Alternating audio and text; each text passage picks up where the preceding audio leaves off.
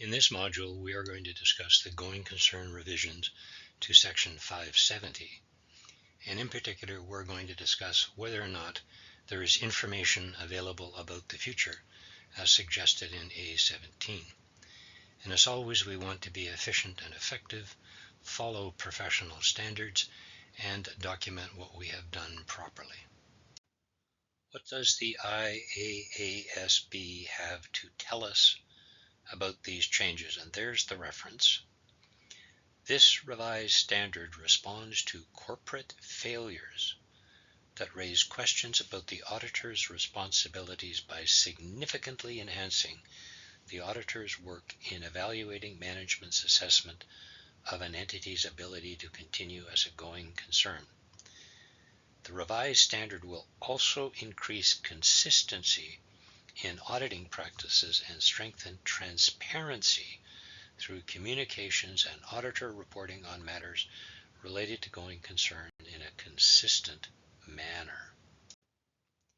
The IAASB tells us in that first rather long opening sentence that the standard responds to corporate failures. That's interesting. How are we going to do that? That raised questions regarding auditors' responsibilities. So auditors are now going to be doing something to prevent corporate failure by significantly enhancing the auditor's work. Wonder what testing we're going to be doing to find evidence of going concern by evaluating management's assessment of an entity's ability to continue. That starts out well. We're going to do something. And then kind of fades away because all we're doing is more closely examining management's guess about going concern. So how are we going to be enhancing work? And spoiler alert, all that is really required is more documentation, more paper. And I'm not sure that more documentation significantly enhances anything.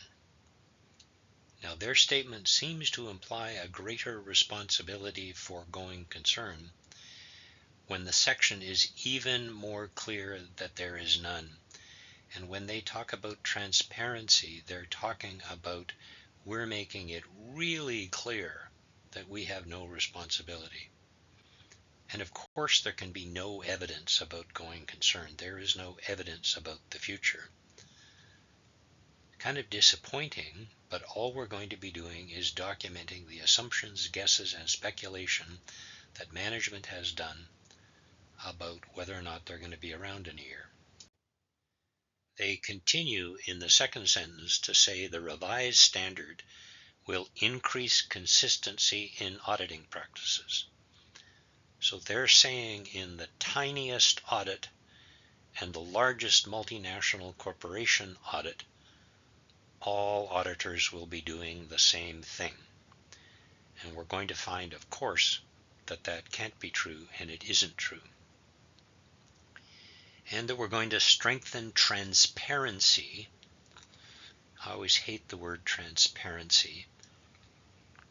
We're going to find out what that really means through communication and auditor reporting on matters related to going concern in a consistent manner.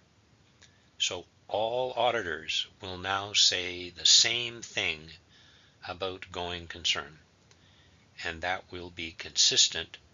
Now, what will happen is as people examine this standard, they will start to complain that all auditors are doing and saying the same thing, and they will say that the standard has resulted in boilerplate. Now, just as an aside, there's an old CICA study, and we know what happens has to be old because it's the CICA, not CPA Canada, but this is rather a long time ago. And they excused this conclusion, but they found that companies with a going concern qualification, and you have to understand when this study was done, it was really hard to get a going concern qualification. you had to be on the brink of disaster and not saying anything about it. So companies with a very hard to get going concern qualification went broke less frequently than those without, and most people were without. There were very few with, and almost all without. So that was a rather surprising conclusion. They excused it, but my view, what that means is that unexpected business failure, when you go broke, something comes out of the blue, entirely unforeseen, not foreseen by anyone, is more frequent than expected business failure. Because when you're in trouble, management has the opportunity to do something about it. And so the companies that were in deep, deep trouble, management did something about it, and they went broke less frequently than those without the qualification. The standard is pretty careful talking about the future. The words are very, very carefully chosen, with one exception. They talk about the foreseeable future, which they imply is very short. They talk about future plans. They talk particularly about an inherently uncertain future. And that's absolutely true. The future is inherently uncertain. And they also talk about the auditor being unable to predict the future. The one time they fall off the wagon is they talk in 570A17 about information available about the future, which, of course, there is none. The other thing is, I'm not sure that the report is not quite clear now. Among other things, it says, conclusions are not a guarantee as to the company's ability to continue as a going concern. So here's our audit report, but it's not a guarantee that the company will continue as a going concern.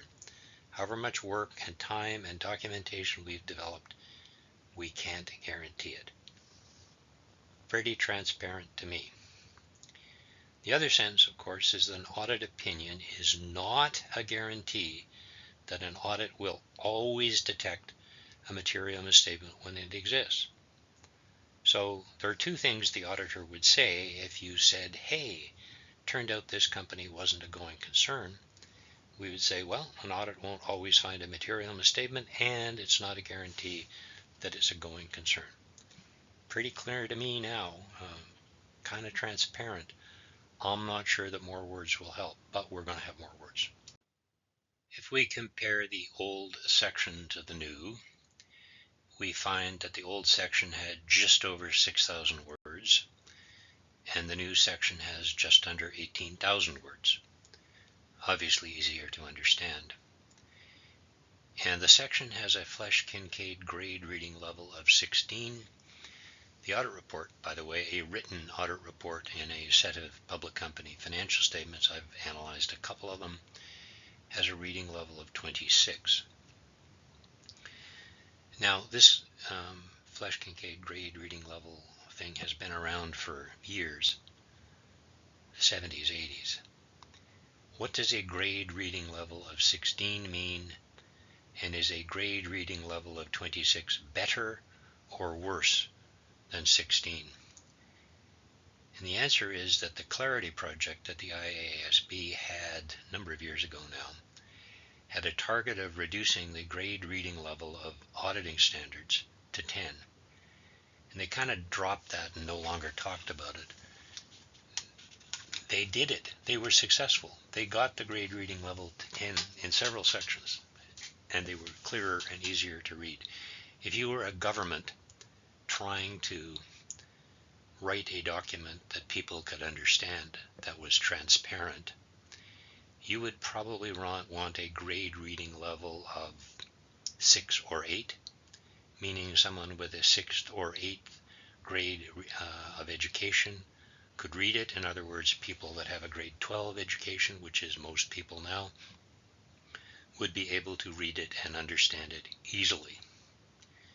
So a grade reading level of 16 is almost inexcusable. It implies a postgraduate level of education, it says it's very difficult to read. A grade reading level of 26 in a standard audit report, published audit report, means it's basically impossible to understand. I felt much better about that because when I read the audit reports of companies that I own shares of, I go, I didn't understand a single thing of that, and I think I probably should have. Now it has a grade reading level of 26. It means that nobody can understand it, and it's completely not transparent. Their conclusions seem to be based on an assumption that you can get evidence and conclude on whether or not an entity is a going concern. And of course you can't. There is no such evidence. Or that there is evidence that is available now that auditors are not getting. And there isn't. There may be documentation that auditors are not putting in their files, but that's not evidence of going concern. That's documentation of something management told you. It's not evidence. The other theory, and this theory is getting more and more prevalent, that documentation is evidence. And people are being pushed to produce documentation, and this causes audit staff to skip getting evidence and instead produce documentation. And there are lots of people and lots of sayings that are around that tell you that documentation is the most important thing. This section certainly believes that. They think documentation of what management thinks about going concern is very important, and this will improve things. Now, the other thing they then conclude is that a statement that an audit cannot tell if it's a going concern and enhanced qualifications will help kind of contradicts the first two. So what does an auditor do? Well, we have to be sure to document, and we have to be sure to modify the report. The other thing to understand is that standard setters, when they write standards, have to write standards to be appropriate for a large multinational listed company. Of course, that's what they do in 315. They write it for a very, very complicated entity and then provide scalability hints. And the scalability hints are provided in this section. They make it clear. We wrote this for a large multinational company. If you're doing a smaller audit or a small audit or a very small audit, you need to scale it back. Now, the scalability hints aren't as good as the ones in 315, but they're provided. So as a practitioner, you are going to have to use great care in a smaller audit, which I define as under $1 billion in sales, to be provocative. But if you're doing a tiny audit, a daycare, a very small audit, under 10 million or under $1 million in revenue, you're going to have to use very great care to apply the scalability hints, or you're going to be documenting way too much, and or you're going to be asking management to do and document stuff that is beyond their capabilities. Now, the best hint in all of this is in GAAP. When an entity has a history of profitable operations and ready access to financial resources, a conclusion that the going concern basis of accounting is appropriate may be reached without detailed analysis. So as we're doing very small audits, that statement from GAAP needs to be front of mind. Scalability hints, there are some in A46, others in A65. First one's helpful. Simple budget, sales or cash flow forecast, and an analysis of borrowing facilities and requirements. Maybe we don't need to borrow any money, so that's not a concern. Simple cash flow forecast, that may be all we need. Talks about assumptions, comparing those assumptions directly from the market. So if we're having a interest rate assumption, maybe there are interest rate forecasts in the market. They use them, that simple. They may not need to do that if they don't need to borrow. Data from reputable external information source, central bank, consideration not that extensive. So the first one's helpful, the second two maybe not so much. What are the changes? And there are really three. First is change to the 12-month starting point. Second is report changes. It's now going to get a bit more complicated writing the report and more words in the report. And as I said this before, more documentation. So we're going to have to be sure we do all that more documentation. But other than that, it's really much the same. First, the 12-month starting point. It was 12 months from year end. So your year end was December. You had to do something for the year following year ending December. It's now 12 months from the date of approval of the financial statements. Is that a big change? In a public company, there's lots of current information, and actually I'm not entirely sure of the point in this in a public company. There's lots of current information. Once you get to 4 months after year end, the first quarter is out. There's lots of commentary from financial analysts. You can see what happened in the first quarter. So going back to year end, 6, 8, 10, 12 months later, you're probably missing a lot of current information, and you have an expectation on what the audit report can tell you that is, I think, too high. Public companies, though, tend to report within 35 to 40 days, some even 30 days. So it's really not going to make a significant difference. Public companies also will have long-term 5-year budgets, so they're not going to have to do anything different. And in a public company, you know the statement date well in advance. The public company says to you, "Hi, auditor, we wish to issue our financial statements on the 1st of February. Get the audit done by then, please." So on the 1st of February, the auditor will meet with the audit committee first thing in the morning. The audit committee will approve the financial statements. The representation letter will be signed. We know the date of the audit report. We know the date of the financial statements. We know the date of the rep letter.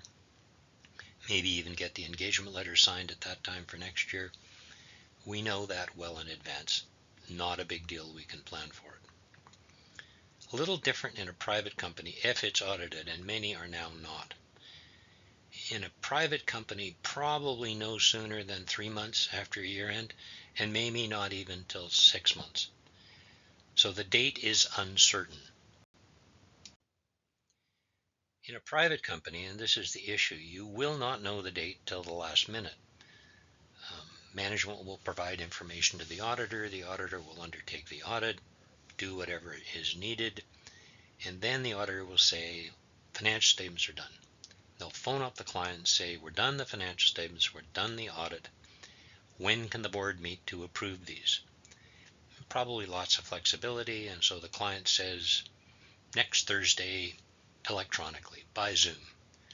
So we now know the date of the engagement letter, the representation letter. We know the date of the audit report, and we know the date that the financial statements will be approved. We're also going to have to say to management, you're going to have to update your evaluation of going concern to 1 year from the date of next Thursday. Fortunately, wording done in a consistent manner, see the asterisk, can address this.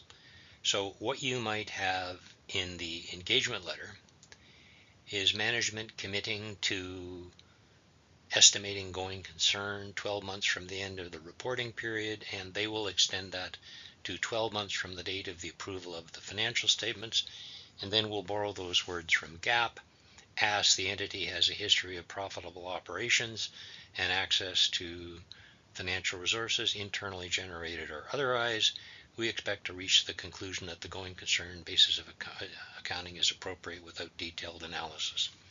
And then we'll have a confirmation in the representation letter that they think they're okay. So we will have consistent wording, boilerplate, that will deal with this issue, as long as the private entity is small enough. And of course, the bigger an entity gets, the more likely it is that they have a budget or something, more than just an informal cash flow forecast. And that's all we and management need to look at, though we're going to need to document. There is going to be more mention of this in the report. And there are a couple of things that are only applicable for listed companies. We will describe the work done and more disclosure, though even for private companies, if you read paragraph 35 carefully, you're going to have to make more disclosure of the work done. So this is going to be complex. We're going to have to read the wording to be required very carefully. The other thing is, if we start providing a description of the work we have done, and this will be rather long, does that not shift the responsibility for sufficiency to the reader? The auditor will say, well, I told you what I did, and if you didn't think it was sufficient, you shouldn't have used the audit report. I told you what we did. And if you said, oh no, that's not enough, you shouldn't have used the report. So I'm not sure about that. These are the additional things that are required to be disclosed in the audit report of a listed company. So 34 and 35 distinguish between the going concern basis is okay, but no uncertainty in 34, but in 35 there is uncertainty. And in 34, for listed only, we refer to the note in the financial statements. We do not do it in a private company, and we describe what is done. Now, the description of what is done, there is no example, but it's probably going to end up being a page or two, and see paragraphs 84 to 88, A84 to A88. Now I'm going to go out on a limb and try to describe the difference in 35. Going concern basis is okay, but there is uncertainty. It's similar but complex. The one thing that is different is in 35, even in a non-listed company, we've referred to the note in the financial statements, but the things that are required are different between the two. So be very careful if you're drafting one of these opinions to make sure that you've got adequate disclosure and adequate words in the report.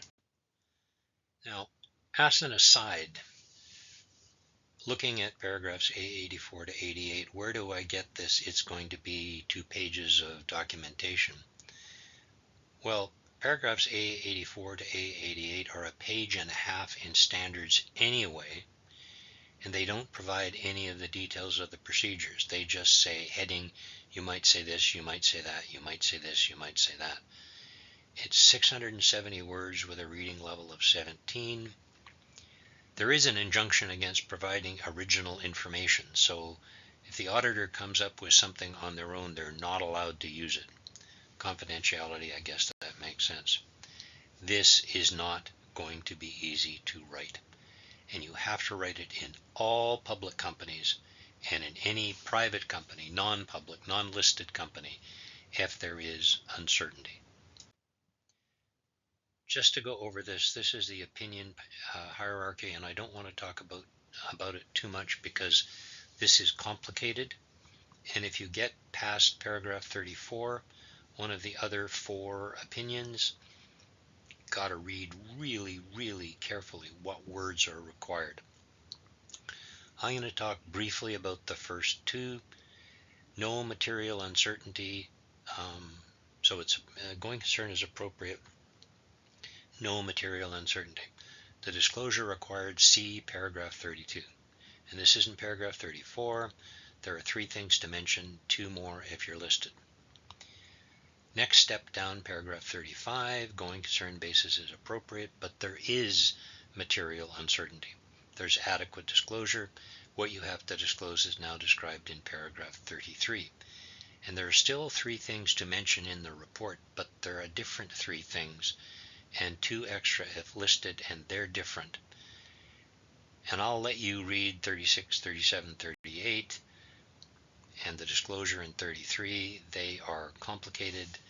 Be very careful if you stray into any of those 3. Third thing, lots more documentation. It's considered evidence, but it's not. There can be no evidence of the future. The standard is really clear that the auditor cannot predict going concern.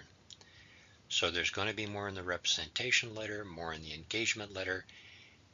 Then the next question is, do we automatically have to have a rather detailed note in the financial statement? That's a good question. It's not clearly answered. Do we always have to have a note in every set of financial statements? Always. And spoiler alert, I think we do.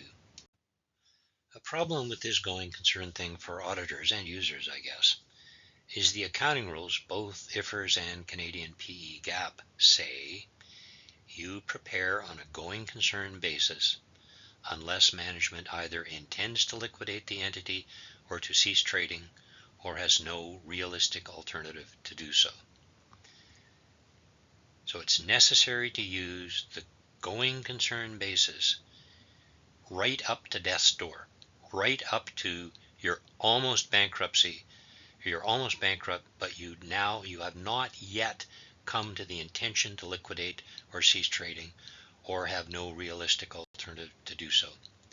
So it is required to use the going concern basis of accounting, even if that is very, very uncertain. It gives us a problem. This is again not clear. Is a note needed? What does GAAP say? IFRS is implicit. IAS 1, if there is material uncertainty, it's kind of implicit that you need a note. It's explicit in IFRS 18, which comes into effect in January the 1st, 2027. It's out now. So if I were asked the question, I would say yes, it's required under IFRS. That's even more clear in IFRS 18. Canadian PE GAAP, it's explicit if there's material uncertainty, and there's the reference. So what that means is you can avoid it if there is no material uncertainty, but both management and the auditor need to think about the fact that you will be judged after the fact. And so what you thought was clear after the fact may not be clear. So maybe you always want to do that. Maybe you always want to have a note that talks about why the going concern assumption is used and make it very explicit that there's uncertainty. What do auditing standards require? Do we refer to a note? If it says refer to a note, I guess we have to have one. So if the going concern basis is appropriate, no material uncertainty, we're using the report format in paragraph 34.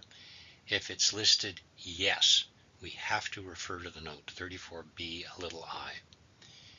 Do we have to refer to a note if it's not listed? No. Paragraph 35, going concern is appropriate, but there is material uncertainty. The answer now is yes in both. So in 2 of 3 possible situations, we need a note. And other opinions, it's less frequent and more complex. The use of the opinion is less frequent. So 2 out of 3 circumstances, we need a note. Paragraph 32 talks about consideration of the adequacy of disclosure, and it talks about the adequacy of disclosures when no material uncertainty exists. And we have to evaluate the adequacy of disclosure even if no material uncertainty exists, whether or not we mention it in the report. They don't come right out and say it, but by the time we get to paragraph 32, I think the auditor has to insist that there be a note. And it is safest, simplest, consistent, and transparent to always have a note. I've talked about this paragraph before. This is GAAP. This may be the start of our note. History of profitable operations, ready access to financial resources, internal or external. A conclusion that the going concern basis may be reached without detailed analysis. So we may start writing a note by using that paragraph. Paragraph 32 is perhaps helpful. It refers us to A73, which might give us the beginning of a note. In assessing the ability to continue as a going concern, management considers all relevant information. Sounds like something that might be in the representation letter too. We considered all relevant information and events and conditions that may cast significant doubt on the entity's ability to continue as a going concern. and we as management didn't come up with any. Having considered all relevant information, including the feasibility and effectiveness of remedial actions, we don't have any in mind. We concluded there is no material uncertainty. So that's either a note to the financial statements or a paragraph in the representation letter. This is management's note, and to protect themselves and to be transparent and consistent and clear, management might wish to go on and say, we've used the going concern basis of accounting, and we have not identified a material uncertainty that would cast significant doubt. These conclusions are based on the evidence available to management up to the date of the approval of the financial statements and are not a guarantee of the company's ability to continue as a going concern. If you want us to talk about it, we're going to tell everyone we've tried our best, but it's not a guarantee. You might go on and say the financial reporting framework requires us to use the going concern basis unless two things could happen. We don't think either of those two circumstances apply, but they could. We've used a variety of methods to conclude. There are inherent limitations on the ability to detect future events or conditions. As events that affect going concern are often inherently unpredictable, this also affects the ability to predict such future events or conditions. The entity has, among other factors, history of profitable operations and appropriate access to financial resources, either internally generated or otherwise. And that's how we figured out going concern. And we might keep going. That has a reading level of 19, by the way. So if we're worried that someone might understand it, don't worry, they won't. And it says right in there that we may not be a going concern. The report. What is the report now going to say? And here are the new transparent and clearer words in the context of our audit of the financial statements as a whole. So we're saying we didn't audit just going concern. We were looking at the financial statements as a whole, not specifically going concern. We've concluded that using going concern is appropriate based on the audit evidence obtained, which is we asked management. We have not identified a material uncertainty related to events or conditions that may cast significant doubt. Now that leaves me a little concerned that someone might think that we're giving a blessing that it's a going concern. But wait, I forgot the last sentence. Our conclusions are based on audit evidence obtained up to the date of our report and are not a guarantee of the company's ability to continue as a going concern. So it should be clear and transparent that we have no idea whether or not the entity is a going concern. To understand the section, it urges warning notes in the financial statements. It urges warnings in the opinion and detailed warnings describing all the procedures you did sometimes. Documentation galore. And if it's not documented, it's not done, which produces the alternative conclusion: if it is documented, it must have been done, which is going to urge people to prepare documentation whether or not they did any work. And so it's not that different from before, but lots more documentation. And as an auditor developing forms and developing audit opinions, it's all supposed to be consistent, which people are going to start to refer to as boilerplate. And as I said, boilerplate is good because it's consistent. We still cannot predict the future, and it's probably now clearer about that. What should we do today? Well, this is not until December 2027 year ends. Perhaps a short year end might get caught in there. So do it and document it. There's going to be more words in the representation and engagement letter. And you might want to, seeing they're making a big play about this, even in a smaller audit, you might want to include a key audit matter and talk about going concern even more, and talk about even more why we can't predict it. So the question then is, do we wait or do we do it sooner? And I don't know which is going to be safer. Certainly we need to prepare, we need to be ready December 31st, 2026, a long time from now. And when it comes, we'll go, gee, that wasn't long. So, thanks for listening.